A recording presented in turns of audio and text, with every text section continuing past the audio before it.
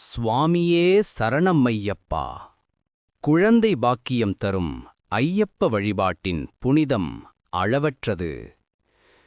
குழலினிது யாழினிது என்பதம் மக்கள் மழலைச் சொல் கேளாதவர் என்று வள்ளுவர் சொல்வது போல, குழந்தையின் கொஞ்சல் மொழி எல்லா இனிமையையும் மீறி நிற்கும்.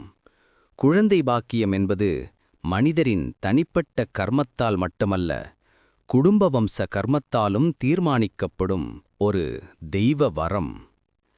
திருமணமான தம்பதிகள் முழுமனதோடு ஐயப்பனை சரணாகதி அடைந்து வேண்டினால் அடுத்த வருடம் வீட்டில் மழலைச் சொல் கேட்கும் என பக்தர்கள் நம்புகின்றனர். இதற்காக வீட்டை தூய்மையாக வைத்து அசைவமும் பிற வீட்டு உணவும் தவிர்க்க வேண்டும். ஒரு சிறிய மணியை வாங்கி குலதெய்வக் கோவிலில் வைத்து வேண்டிக்கொண்டு அதை பூஜை அறையில் வைத்து தம்பதிகள் 18 நாள் விரதமிருக்க வேண்டும்.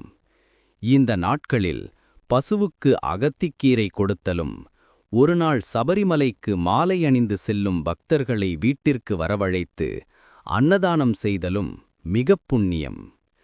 18 நாட்கள் முடிந்தபின் அந்த மணியை சபரிமலை செல்லும் பக்தரிடம் கொடுத்து இருமுடி கட்டும்போது ஐயப்ப மணிமண்டபத்தில் வைத்து வேண்டி மீண்டும் எடுத்து வந்து உங்களுக்கு தருமாறு கேட்டுக்கொள்ள வேண்டும். அவர் சபரிமலை சென்று வரும் வரை தம்பதிகள் வீட்டையும் தங்களை தூய்மையாக வைத்து ஐயப்பனை வணங்கி விரதம் தொடர வேண்டும். சபரிமலையில் பூஜிக்கப்பட்டு திரும்பி வரும் பவித்திர மணி பூஜை அறையில் வைத்து தினமும் வழிபட்டால் குழந்தை பாக்கியம் கிடைக்கும்.